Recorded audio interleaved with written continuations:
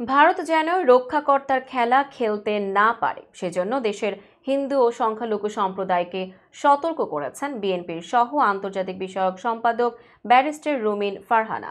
দেশের সংখ্যালঘু সম্প্রদায়ের প্রতি আহ্বান জানিয়ে তিনি বলেছেন, কিছু কিছু দেশ মনে করে ভারত সারা পৃথিবীর হিন্দুদের রক্ষাকর্তা।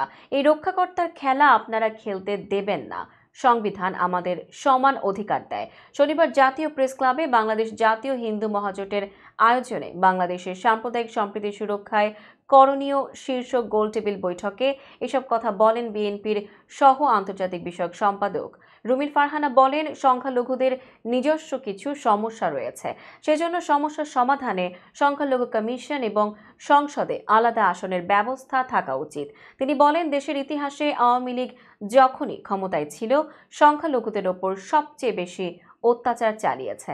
গত 15 বছর দেশে কেউ নিরাপদ ছিল না। নীরবে এই অত্যাচার সহ্য করেছে সংখ্যালঘুরা। এই মাটিতে সংখ্যালঘুদের ওপরে অত্যাচার আমরা মেনে নেব না। ভারতের সঙ্গে মিলে সাবেক প্রধানমন্ত্রী শেখ হাসিনা দেশকে অস্থিতিশীল করার চেষ্টা করছে বলেও এ সময় দাবি করেন ব্যারিস্টার রুমিন ফারহানা।